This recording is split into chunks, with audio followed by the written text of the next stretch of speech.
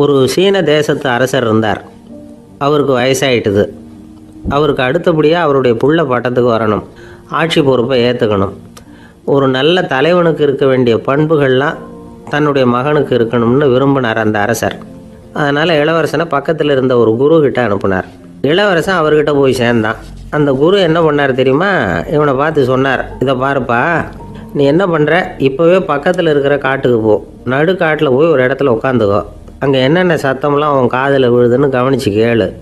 உன் காதில் விழுந்த ஓசைகள் என்னென்னங்கிறத என்கிட்ட வந்து சொல்லு, அதுதான் எனக்கு தெரியணும், உனக்கு வேலையும் அதுதான் அப்படின்னு சொல்லி அனுப்பி வச்சுட்டார்.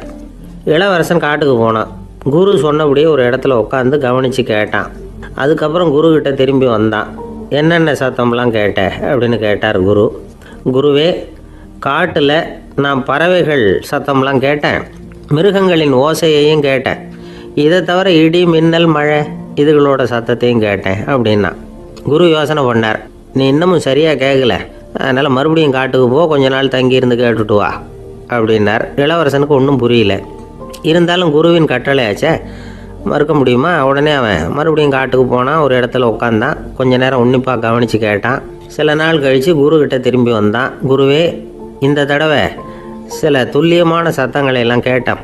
தேனி பறக்கிற சத்தம், நீரோடையின் மெல்லிய ஓசை, இதெல்லாம் கேட்டேன்னா.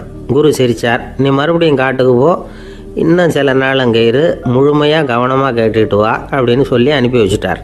இளவரசனுக்கு குழப்பம் அதிகமாகிட்டுது. ஒன்றுமே புரியல. மறுபடியும் காட்டுக்கு போனான். மௌனமாக ஒரு இடத்துல உட்காந்துட்டான். அப்படியே தியானத்தில் ஆழ்ந்துட்டான். சில நாளில் அவனுக்கு இதுவரை கேட்காத ஓசைகள்லாம் கேட்க ஆரம்பிச்சிட்டுது. இதைத்தான் நான் கேட்கணும்னு என்னுடைய குரு எதிர்பார்த்துருக்கிறாருங்கிறத புரிஞ்சுக்கிட்டான். உடனே குருக்கிட்ட ஓடனான். குருவே, இந்த தடவை காதுகளுக்கு கேட்க முடியாத சில ஓசைகளை கூட என்னால் உணர முடிஞ்சுது.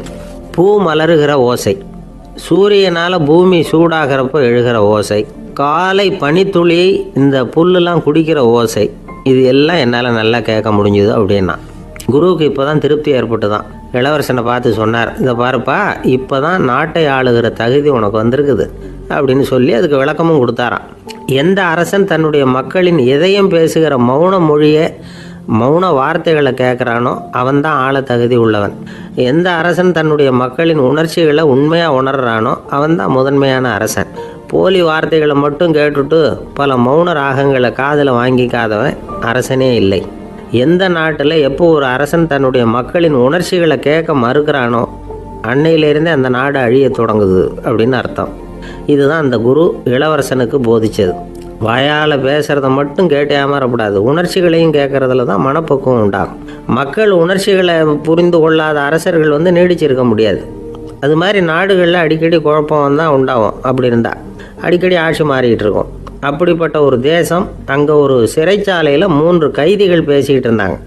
ஒருத்தன் சொன்னான், நான் இந்த நாட்டு ராஜாவை எதிர்த்து பேசிக்கிட்டு இருந்தேன், அதனால் என்னை பிடிச்சி கொண்டாந்து இங்கே போட்டுட்டாங்க அப்படின்னா ஒருத்தன். இன்னொருத்தன் சொன்னான், நான் இந்த நாட்டு ராஜாவை ஆதரித்து பேசிக்கிட்டு இருந்தேன், அதனால் என்னை பிடிச்சி கொண்டாந்து இங்கே தள்ளிவிட்டாங்க அப்படின்னா. அது சரி, நீ என்ன தப்பு பண்ண அப்படின்னு சொல்லி 3வது ஆளை பார்த்து இவங்க கேட்டாங்க. அதுக்கு அந்த ஆள் சொல்கிறான், நான் தான் இந்த நாட்டு ராஜா அப்படின்னானா. ஒரு ஊரில் ஒரு மன்னர் இருந்தார். அழகான அரண்மனையில் அவர் இருந்தார். அந்த அரண்மனையை விட அழகாக ஒரு மாளிகையை அந்த ஊர்லேயே வேற ஒருத்தன் கட்டியிருந்தான். அப்படி கட்டி முடித்ததில் அவனுக்கு ரொம்ப பெருமை. எத்தனையோ செல்வந்தர்கள்லாம் வந்து பார்த்துட்டு, இந்த மாளிகையை விலைக்கு கொடுத்துட்றியா, எவ்வளவு விலை சொன்னாலும் சரி நாங்கள் வாங்கிக்கிறதுக்கு தயாராக இருக்கோம் அப்படின்னு சொல்லி கேட்டு பார்த்துட்டாங்க. நான் இதை விற்கிறதுக்கு தயாராக இல்லை அப்படின்னு சொல்லிவிட்டான். அவ்வளவு சிறப்பாக கலை அம்சத்தோடு அதை கட்டி முடிச்சிருக்கிறான். அதுவே ஒரு பெரிய அரண்மனை மாதிரி இருந்ததுன்னா பார்த்துங்களேன். சுற்றிலும் அழகான பூந்தோட்டம். ஒரு நாள் அவன் எங்கேயோ வெளியூர் போயிட்டு திரும்பி வந்துக்கிட்டு இருக்கிறான். அப்போது அந்த மாளிகை தீப்பெற்றி எரிஞ்சிக்கிட்டு இருக்கு. பதறி போட்டான். விலைக்கு கேட்டவங்க யாராவது இதை செஞ்சுருக்கணும், இல்லைன்னா மன்னரே செய்த சதியோ என்னவோ, இப்படிலாம் அவனுக்கு சந்தேகம். ஒரு மூலையில் உட்காந்து அழ ஆரம்பிச்சிட்டான். அந்த சமயத்தில் அவனுடைய மகன் அங்கே ஓடி வந்தான். அப்பா, அழாதீங்க, இதை நான் நேற்று ராத்திரியே நம்ம ஊர் மன்னருக்கு விற்றுட்டேன். இதை கட்டி முடிக்க நமக்கு எவ்வளவு செலவாச்சோ அதை போல் 3 மடங்கு விலைக்கு விற்றுட்டேன், கவலைப்படாதீங்க, இதை விட அழகான மாளிகையை நாம் புதுசாக கட்டிக்கலாம்னா. இதை கேட்டதும் அழுதுகிட்டு இருந்தவன் அழுகையை நிறுத்தினான், சிரிக்க ஆரம்பிச்சிட்டான். இதே இடத்த நான் மன்னர்கிட்ட இருந்து விலைக்கு வாங்குவேன், இதை விட அழகான மாளிகையை கட்டுவேன் அப்படின்னு சுற்றி நின்று எல்லார்கிட்டையும் சொல்லிக்கிட்டு இருந்தான். இந்த சமயத்தில் அவனோட இளைய மகன் ஓடி வந்தான். அப்பா, அண்ணன் சொன்னதெல்லாம் சரிதான், மன்னர்கிட்ட விலை பேசினதெல்லாம் உண்மைதான், ஆனால் விற்றது பேச்சு அளவில் தான். இனிமே தான் பத்திரம் வாங்கணும், எழுதணும், நீங்கள் கையெழுத்து போடணும், பதிவு பண்ணணும், மன்னர்கிட்ட பணம் வாங்கணும். அதுக்காகத்தான் உங்களை எதிர்பார்த்துக்கிட்டு இருந்தோம். அதுக்குள்ளே இப்படி ஆயிட்டுதுன்னா. இப்போ சிரிச்சுக்கிட்டு இருந்தவன் சிரிப்பை நிறுத்தினான். மறுபடியும் குழந்தை மாதிரி அழ ஆரம்பிச்சிட்டான். இது ஒரு சம்பவம். இதிலிருந்து என்ன தெரியுது? அந்த அழகான மாளிகை தன்னுடையது அப்படின்னு நினைக்கும் பொழுது அவனுக்கு அழுகை வந்தது. அது தன்னுடையது இல்லை அப்படின்னு நினைக்கிற போது சிரிப்பு வந்தது. மறுபடியும் அது தன்னுடையது தான் அப்படிங்கிற உணர்வு வரும்பொழுது அழுகை.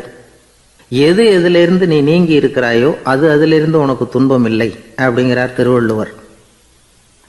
இந்த உடம்பு என்னுடையதில்லை அப்படிங்கிற உணர்வு வந்துட்டா அது ஒரு பெரிய நிலை. அந்த நிலை வரணும்.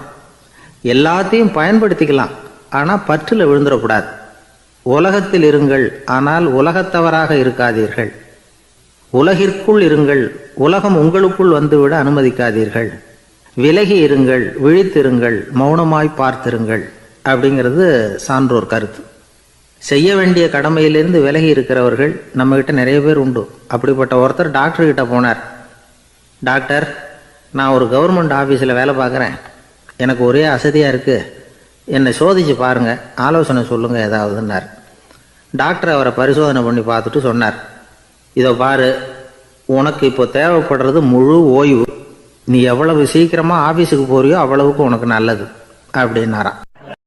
ஒரு ஆள் இருந்தான், நிறைய பணம் சம்பாதிச்சான், ஆனால் செலவு பண்ண மனசு வரல, கருமி. அவன் என்ன பண்ணா, சேர்த்த பணம் பூராவையும் ஒரு மரத்தடியில் புதைச்சி வச்சுருந்தான். வாரத்துக்கு ஒரு தடவை அந்த மரத்தடிக்கு வருவான், புதைச்ச இடத்த ஆவலோடு பார்த்துக்கிட்டு இருப்பான், அதுக்கப்புறம் போயிடுவான். அவ்வளவுதான். ஒரு நாள் ஒரு திருடன் வந்தான். இவன் புதைச்சி வச்சுருந்ததெல்லாம் எடுத்துகிட்டு போட்டான். இது தெரிஞ்சு போச்சு. அந்த கருமி புலம்ப ஆரம்பிச்சிட்டான். இவன் புலம்பலை கேட்டதும் அக்கம் பக்கத்தில் இருந்தவங்கெல்லாம் ஓடி வந்தாங்க. என்ன விஷயம்னு விசாரித்தாங்க. இவன் சொன்னான். ஒரு பெரியவர் கேட்டார், ஏப்பா, வாரம் இந்த இடத்த பார்க்குறதாக சொன்னியே, எப்போவாவது இதில் இருக்கிற பணத்தை எடுத்து செலவு பண்ணியிருக்கியா அப்படின்னு கேட்டார். நான் அப்பப்போ அதை பார்க்கறது தான் வழக்கம், அதை தொட்டதே இல்லைன்னு அவன். சரி, அப்படின்னா இப்போவும் நீ அதே மாதிரி வாரம் ஒரு தடவை இந்த இடத்த பார்த்துட்டு போகலாமே அப்படின்னாராம் அந்த பெரியவர். அதுவும் சரிதானே, எவ்வளவு காலமானாலும் அவன் அந்த பணத்தை எடுத்து செலவு பண்ண போகிறதில்ல. அப்படி இருக்கிறப்ப உள்ளே பணம் இருந்தாலும் ஒன்று தான், இல்லாமல் போனாலும் ஒன்று தான். இதிலிருந்து என்ன புரியுதுன்னா, ஒருத்தர்கிட்ட இருக்கிற பணத்தை கொண்டு அவர் பணக்காரரா ஏழையா அப்படின்னு முடிவு செய்கிறது சரியில்லை. அந்த செல்வத்தை அனுபவிக்கிற திறன், பயன்படுத்துகிற திறன், அதை வச்சு தான் அவர் ஏழையா பணக்காரரா அப்படிங்கிறத நிர்ணயம் பண்ணணும். அதுதான் சரி. செலவு பண்ண தெரியாதவன் சேகரம் பண்ணிகிட்டே இருக்கிறதுனால என்ன பிரயோஜனம்? தலைமுடியே இல்லாதவன் தாராளமாக சீப்புகளை வாங்கி சேகரம் பண்ணுறது மாதிரி தானே இது. சில சமயம் செலவு பண்ண நாம் தயாராக இருந்தால் கூட அந்த செல்வம் நமக்கு பயன்படுறதில்லை. அரேபியாவில் ஒரு நகை வியாபாரி விலை உயர்ந்த முத்துக்களை எல்லாம் அவர் வச்சு வியாபாரம் பண்ணிகிட்டு இருந்தார். அவர் ஒரு சமயம் ஒரு பாலைவனம் வழியாக போயிட்டு இருக்கிறார் ஒட்டகத்தில்.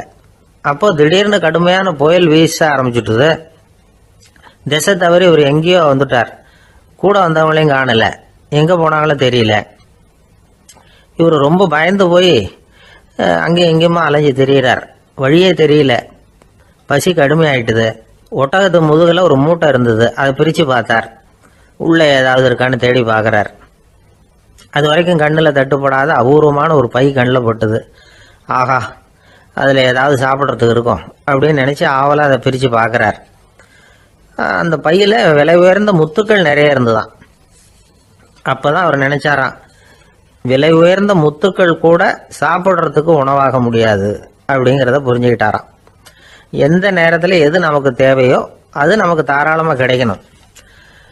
அப்படி அது கிடைக்கிறதுக்கு நம்மக்கிட்ட இருக்கிற செல்வம் பயன்படணும். அது நமக்கும் பயன்படலாம், நம்ம மூலமாக அடுத்தவங்களுக்கும் பயன்படலாம். அதுதான் செல்வத்தின் பயன். ஒரு மரத்தடியில் ஒருத்தன் உட்காந்து அழுதுகிட்டு இருந்தான். அந்த பக்கமாக வந்த இன்னொருத்தன் ஏப்பா அழுதுகிட்டு இருக்கிறேன்னு கேட்டான். இந்த இடத்துல தான் பூமிக்கு அடியில் பணம் இருக்குது, புதைச்ச இடம் தெரியல, அதான் அழறேன் அப்படின்னா. நல்லா ஞாபகப்படுத்தி பாரு, எந்த இடத்துல புதைச்ச அப்படின்னு கேட்டான் இவன். அது எப்படி எனக்கு தெரியும்? புதைச்சி வச்சிருக்கிறவன் நான் இல்லையே, எங்கள் எழுத்த வீட்டுக்காரன் அப்படின்னு நானா இவன். இந்த உலகத்தில் எவ்வளவோ உயிரினங்கள் இருக்குது, ஒவ்வொன்றும் ஒவ்வொரு விதமாக சண்டை போடுது. இப்போ 2 மாடு சண்டை போட்டுக்குதுன்னு வச்சுங்க, என்ன பண்ணும்? 2 முட்டிக்கும். அதுக்கு சண்டை போடுறதுக்கு ஆயுதமாக உபயோகப்படுறது அதோட கொம்பு. 2 சேவல் சண்டை போட்டுக்குதுன்னு வச்சுங்க, அதுக்கு ஆயுதமாக உபயோகப்படுறது அதோட கால் நகம். காலால் தான் அது ஒன்றோட ஒன்று சண்டை போட்டுக்கும். ஆனால் 2 மனுஷன் சண்டை போட்டுக்கிறான்னு வச்சுங்க, இவன் இன்னதை தான் ஆயுதமாக உபயோகப்படுத்துவான்னு குறிப்பிட்டு சொல்ல முடியாது. கல்லை எடுப்பான், கத்தி எடுப்பான், துப்பாக்கி எடுப்பான், என்ன வேணாலும் பண்ணுவான். வாயால் திட்டுவான், கையால் அடிப்பான், காலால் உதைப்பான், சகலகலாக வல்லவன். விலங்குகள்லாம் பொதுவாக வாயை சாப்பிட்றதுக்கு மட்டும்தான் உபயோகப்படுத்துது. ஆனால் இவனுக்கு சாப்பிட்றதுக்கும் அதுதான், சாப்பிட்டு விட்டு திட்டுறதுக்கும் அதுதான். ஆனால் ஒரு விஷயத்தில் மட்டும் கெட்டிக்கிறேன். அதாவது நாம் சண்டை போட்டுக்கிட்டாலும் பரவாயில்லை, கோழிகள் சண்டை போடாமல் இருக்கணும் அப்படின்னு ஆசைப்படுறான். எதுக்காக? கோழிகள் சண்டை போடாமல் இருந்தால் நிறைய முட்டைகள் போடுமா, அதுக்காக தான் இந்த அக்கறை. கோழி பண்ணை வச்சுருக்கிறவங்களுக்கு இது ஒரு பெரிய பிரச்சனை. அதாவது பண்ணையில் இருக்கிற கோழிகளுக்குள்ளே அடிக்கடி சண்டை வந்துடும், அதனால் முட்டை உற்பத்தி குறைஞ்சிரும். சரி, இதுக்கு என்ன பண்ணுறது? பண்ணையில் போய் உட்காந்துக்கிட்டு தினமும் பஞ்சாயத்து பேசிகிட்டு இருக்க முடியுமா? அமெரிக்காவில் கோழி பண்ணை வச்சுருக்கிற ஒருத்தர் இதை பற்றி யோசனை பண்ணி பார்த்தாராம். ஒரு வழியையும் கண்டுபிடிச்சிருக்கார்.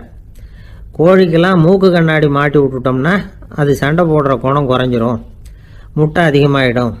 அந்த கண்ணாடியில் உள்ள லென்ஸு சிவப்பு நிறத்தில் இருக்கணும், அவ்வளவுதான் அப்படின்னு அவர் கண்டுபிடிச்சாராம்.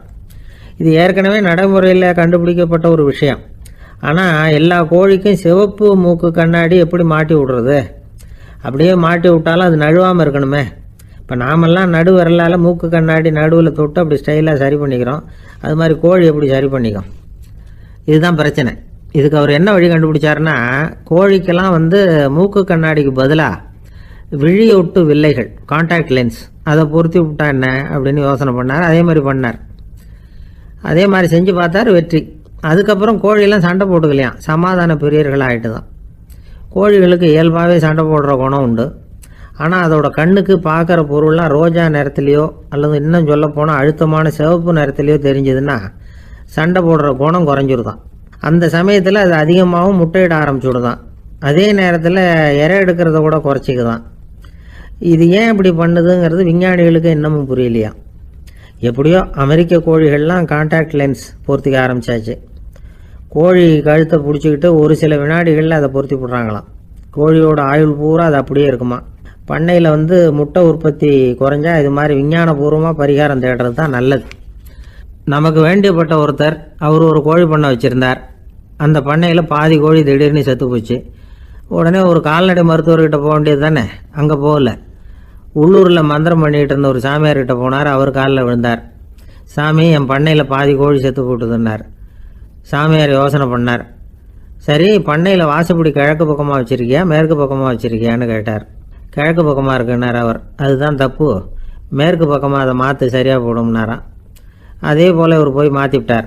அப்பவும் பாதி செத்து போச்சு. மறுபடியும் சொன்னார், சாமி மறுபடியும் பாதி கோழி செத்து போட்டுதேன்னார். சரி, கூரை எப்படி போட்டிருக்க, ஓடு போட்டிருக்கியா இல்லை கீத்து போட்டிருக்கியான்னார். ஓடு போட்டிருக்கேன்னாராம் அவர். அதுதான் தப்பு, கீத்து போட்டுரும் சரியாக போடும்னாராம். சரின்னு போய் அதையும் மாற்றி பார்த்தார். மறுபடியும் போயிட்டுது, கோழி செத்து போச்சு. வந்தார், மறுபடியும் பாதி செத்து போச்சு சாமின்னு வந்தார். இவரும் யோசனையை மாற்றி மாற்றி சொல்லிகிட்டே இருக்கிறார்.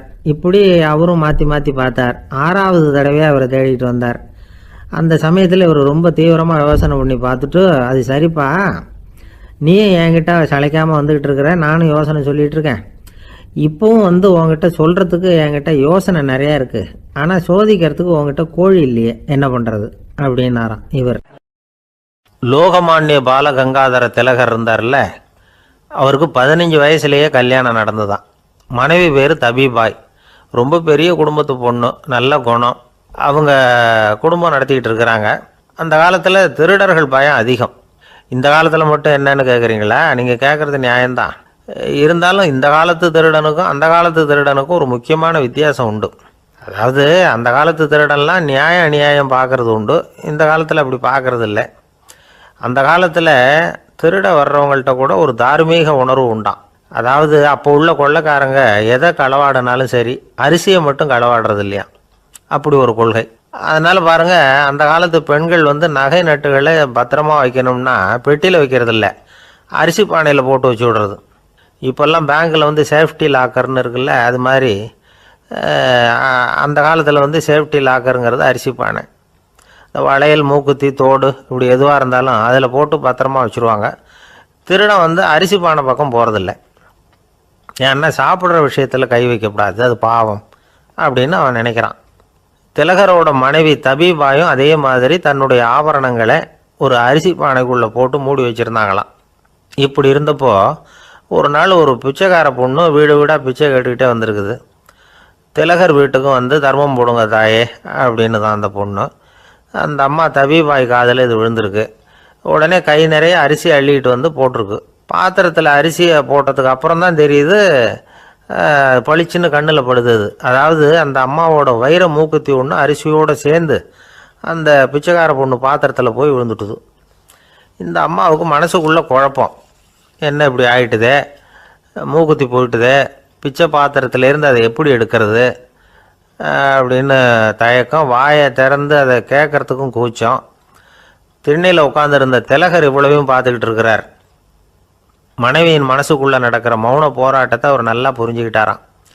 மனைவியை பார்த்து சொன்னாராம், தபீபாய், இது தெய்வ சம்மதம், அவளுக்கு சேர வேண்டிய மூக்குத்தி அவகிட்ட போயிட்டுது, பிச்சை பாத்திரத்தில் விழுந்த மூக்குத்தியை எடுக்க வேணாம் அப்படின்னாராம். சரின்னு சொல்லிவிட்டு மேற்கொண்டு எதுவும் சொல்லாமல் அந்த அம்மா வீட்டுக்குள்ளே போயிட்டாங்களாம். இந்த காலத்துலலாம் அது மாதிரி நடக்குமா? வெறும் அரிசியை போட்டுவிட்டு விவகாரம் பண்ணிகிட்டு இருக்க மாட்டோமா? ஒரு பெரிய மனுஷன் வீட்டுக்கு ஒரு பிச்சைக்காரன் வந்தான். ஐயா, நாங்கள் பிச்சைக்காரங்கள்லாம் சேர்ந்து ஒரு சங்கம் வச்சுருக்குறோம், அதுக்கு நிதி சேர்க்குறோம், அதுக்கு ஒரு 100 ரூபா கொடுத்தீங்கன்னா எங்களுக்கு பெரிய உதவியாக இருக்கும் அப்படின்னானா. அதெல்லாம் ஒன்றும் கொடுக்க முடியாது போ அப்படின்னாரான் அவர். அப்படின்னா ஒரு 50 ரூபாயாவது கொடுங்களேன் அப்படின்ட்டுருக்கான். அதுவும் முடியாதுன்னு சொல்லிவிட்டார். 25 ரூபா அப்படின்ட்டுருக்கான். எதுவும் முடியாது அப்படின்னாரான். சரிங்க, இவ்வளோ பெரிய வீட்டுக்கு வெறுங்கையோடு திரும்புறது நல்லா இருக்காது, அதனால் சும்மா ஒரு 1 ரூபா மட்டுமாவது கொடுங்க அப்படின்ட்டுருக்கான் அவன். ஒரு பைசா கூட என்கிட்ட கிடையாது அப்படின்னு விட்டாரான் இவர். அப்படின்னா நீங்கள் ஒரு காரியம் பண்ணுங்களேன் அப்படின்னானா அவன். என்ன செய்யணும் அப்படின்ட்டுருக்கார். எங்கள் சங்கத்தில் நீங்களும் ஒரு மெம்பராக சேர்ந்துருங்க அப்படின்னானா. ஜவஹர்லால் நேரு பிரதமராக இருந்த சமயம் அவர் ஒரு தடவை சென்னைக்கு வந்திருக்கிறார். இங்கே சில முக்கிய நிகழ்ச்சிகளில் கலந்துக்கிறதுக்காக வந்திருந்தார். ஆளுநர் மாளிகையில் ஒரு நாள் ராத்திரி தங்கி மறுநாள் புதுடெல்லி புறப்படுறதாக ஏற்பாடு. நிகழ்ச்சியிலெல்லாம் முடிச்சுக்கிட்டு ஆளுநர் மாளிகையில் தங்கியிருக்கிறார். அன்றைக்கு இரவு படிக்கிறதுக்கு ஒரு முக்கியமான புத்தகம் அவருக்கு தேவைப்பட்டது. அந்த சமயத்தில் உலக அளவில் ஒரு முக்கியமான பொருளாதாரம் சம்பந்தமான ஒரு புத்தகம் வெளியாகி இருக்கிற விஷயம் அவருக்கு தெரியும். அந்த புத்தகம் மெட்ராஸுக்கு வந்திருக்குமா, அது இங்கே கிடைக்குமா அப்படின்னு விசாரிச்சிருக்கிறார் நேருஜி. அவர் இப்படி கேட்ட உடனே அங்கே இருந்தவங்கெல்லாம் ரொம்ப பரபரப்பாக செயல்பட ஆரம்பிச்சுட்டாங்க. முக்கியமான இடங்கள்ல எல்லாம் விசாரிச்சிருக்கிறாங்க, அந்த புத்தகம் உங்கள்கிட்ட இருக்கான்னு. சென்னையில் உள்ள கன்னிமாரா நூல் நிலையத்துக்கு எப்படியும் அந்த புத்தகம் வந்திருக்கணும் அப்படின்னு ஒரு நம்பிக்கை. அங்கே விசாரித்தாங்க. அந்த புத்தகம் 2 நாளைக்கு முன்னாடி தான் அங்கே வந்திருக்குது அப்படிங்கிற விஷயம் தெரிஞ்சுது. உடனே எல்லோரும் அங்கே ஓடினாங்க.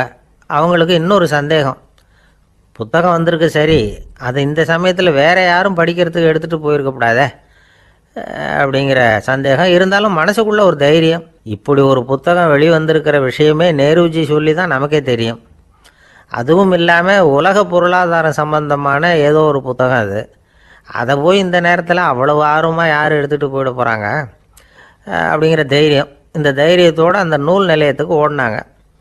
புத்தகத்தை தேடினா அது கிடைக்கல, யாரோ எடுத்துகிட்டு போயிருக்கிறாங்க. நேருவுக்கு மட்டுமே தெரிஞ்சிருந்த அந்த புத்தகம் பற்றின விஷயம் சென்னையில் வேற ஒருத்தருக்கும் தெரிஞ்சிருக்குது. உடனே எல்லாரும் பரபரப்பாக அதுக்குன்னு இருக்கிற ரிஜிஸ்டர் இருக்குல்ல, பதிவேடு, அதை புரட்டி பார்க்குறாங்க யார் எடுத்துகிட்டு போகிறாங்கன்னு தெரிஞ்சுக்கிறதுக்காக. எடுத்துகிட்டு போனவங்க அதில் கையெழுத்து போட்டிருப்பாங்கல்ல, அதை பார்த்து யாருன்னு தெரிஞ்சுக்கலாம் அப்படிங்கிறதுக்காக தான் அதை புரட்டுறாங்க. அதோ அந்த புத்தகத்தோட பேர் பக்கத்தில் அதை எடுத்துக்கிட்டு போனவங்க கையெழுத்து உத்து பார்க்குறாங்க எல்லாரும். அதில் போட்டிருக்குது பேர் CN அண்ணாதுரை அப்படின்னு எழுதியிருந்தது.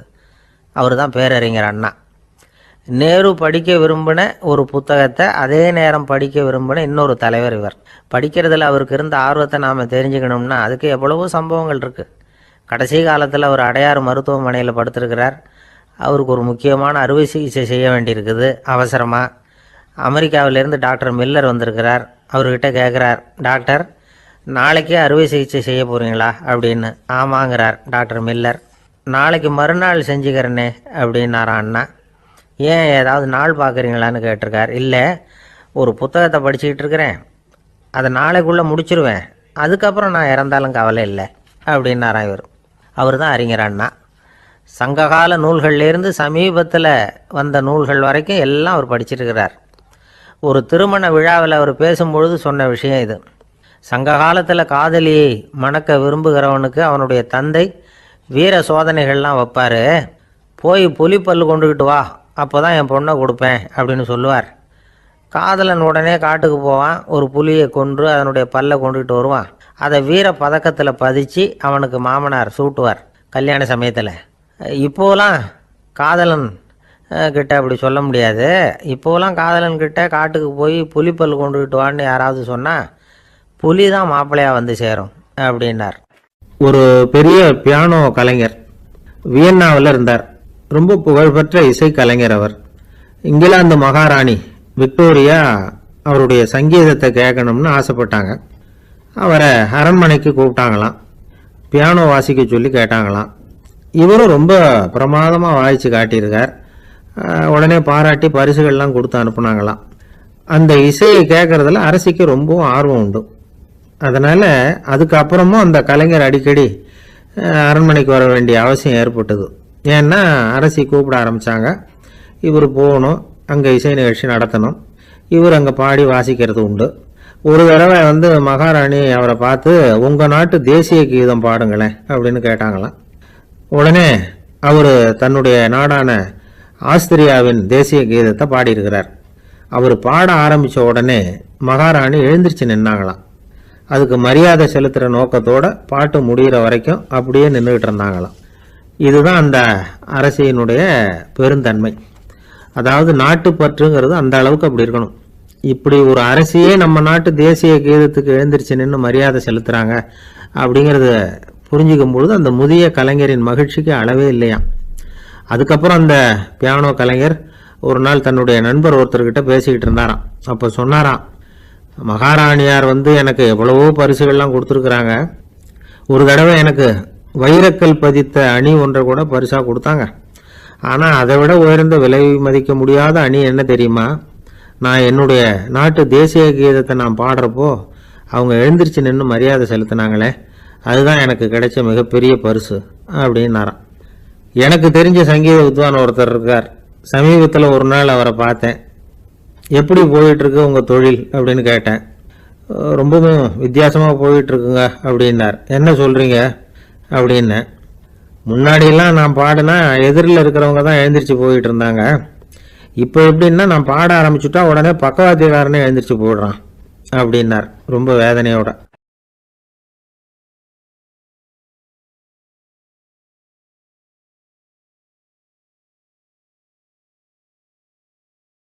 ஒரு பள்ளிக்கூடம் வகுப்பு நடந்துக்கிட்டு இருக்கு. ஆசிரியர் பாடம் நடத்திக்கிட்டு இருக்கிறார். நடத்தி முடித்த உடனே கேட்டார், மாணவர்களே, இதுவரைக்கும் நான் நடத்தின பாடத்தில் உங்களுக்கு ஏதாவது சந்தேகம் இருக்கா அப்படின்னு கேட்டார். அப்புறம் ஒவ்வொருத்தராக கேட்டார். ஒரு மாணவன் எழுந்திரிச்சான். சார், எனக்கு சந்தேகம் எதுவுமே இல்லைன்னா. ஏன்னு கேட்டார். ஏன்னா எனக்கு நீங்கள் நடத்தின பாடம் தெளிவாக புரிஞ்சுட்டுது, அதனால் சந்தேகம் வரலன்னா. இன்னொரு மாணவன் எழுந்திரிச்சான். சார், எனக்கும் சந்தேகம் எதுவும் இல்லைன்னா.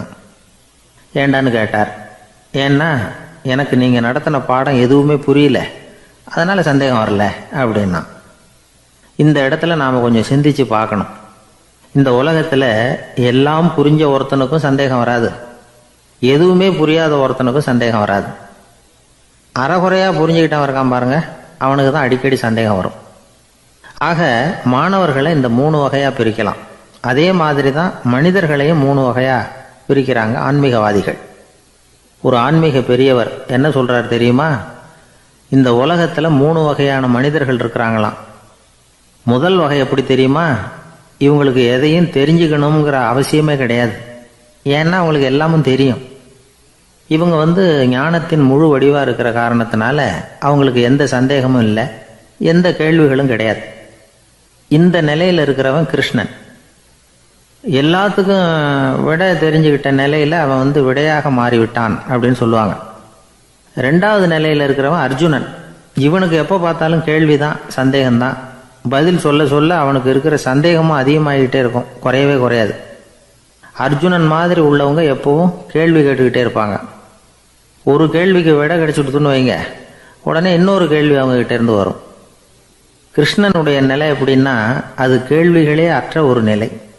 அர்ஜுனனுடைய நிலை எப்படின்னா அது கேள்விகளை தவிர வேறு எதுவும் அற்ற ஒரு நிலை.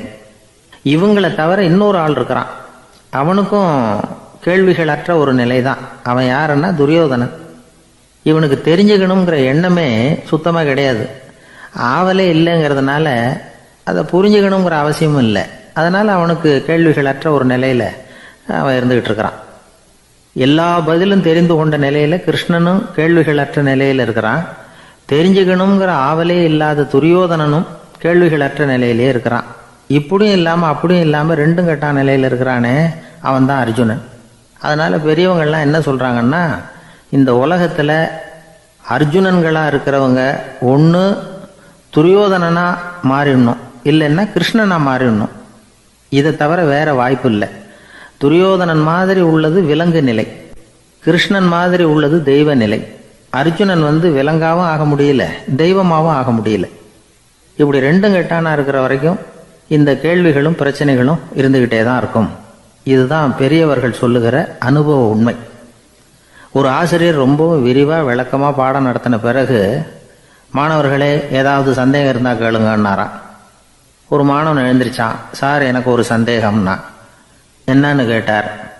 இது வரைக்கும் என்ன பாடம் சார் நடத்துனீங்க அப்படின்னா அந்த பையன். அர்ஜுனன் கேட்ட கேள்விக்கெல்லாம் பகவான் கண்ணன் பதில் சொன்னார். அதுக்கு பேர் பகவத்கீதை. அதே மாதிரி உத்தவன் கேட்ட கேள்விக்கும் அவர் பதில் சொல்லியிருக்கிறார். அதுக்கு என்ன பேருனா உத்தவ கீதைன்னு பேர். அது சரி, உத்தவன்னா யார்? கண்ணனுக்கு சின்ன வயசுலேருந்தே தேர் ஓட்டிக்கிட்டு இருந்தவன் அவன் தான். குருஷேத்திர போர் முடிஞ்சது. அதர்மத்தை அழித்து தர்மத்தை நிலைநாட்டி தர்மனுக்கு முடிச்சு விட்டினார் கண்ணபிரான். அதுக்கப்புறம் துவாரகைக்கு திரும்பினார். தான் வந்த காரியம் முடிஞ்சது. அதனால் இளமையிலிருந்தே தனக்கு தேரோட்டியாக இருந்து வந்த உத்தவனை கூப்பிட்டார். பாருப்பா, உனக்கு வேணுங்கிறத கேளுன்னார். அவன் தனக்குன்னு எதையும் கேட்குறதுக்கு ஆசைப்படலை. இருந்தாலும் கேள்வி கேட்குறதில் அவன் ரொம்ப கெட்டிக்காரன். அதனால் கேட்க ஆரம்பித்தான். பரந்தாமா, ராஜசூய யாகத்துக்கு தர்மனை கூப்பிட்டு தன்னுடைய அரண்மனையில் விருந்து வச்சான் துரியோதனன். அதுக்கப்புறம் சூதாட்டத்துக்கு கூப்பிட்டான். தர்மன் தோல்வி அடைகிற மாதிரி பண்ணிவிட்டான். நீங்கள் தான் முக்காலமும் உணர்ந்தவராச்சே, சூதாட்டத்தில் தர்மர் ஜெயிக்கிறது மாதிரி பண்ணியிருக்கக்கூடாதா? இந்த பகடைக்காயை உருட்டுறப்போ நீங்கள் எதிர்பார்த்தது விழற மாதிரி பண்ணியிருக்கலாமே. சரி, அதுதான் இல்லை. வேடிக்கை பார்த்துக்கிட்டு இருந்த பீமன், அர்ஜுனன், நகுலன், சகாதேவன் இவங்களையும் பணையம் வச்சு ஆடுறப்போவாவது காப்பாற்றிருக்கலாம். அதையும் நீங்கள் செய்யலை. பாவம், அந்த அவல பொண்ணு, ஒன்றும் புரியாத ஒன்றும் தெரியாத அந்த உன்னுடைய சகோதரி திரௌபதி, அந்த பொண்ணை துச்சாதனன் இழுத்துக்கிட்டு துகில் உரிகிற கட்டத்தில் காப்பாற்றினியே. இது நியாயமா, முறையா, அறமா? இதுதான் உத்தவன் கேட்ட கேள்வி. இதுக்கு பரந்தாமன் பதில் சொல்கிறார். அப்படி கேள் உத்தவா. தருமனை துரியோதனன் சூதாட அழைக்கும் பொழுது என்ன சொன்னான் தெரியுமா?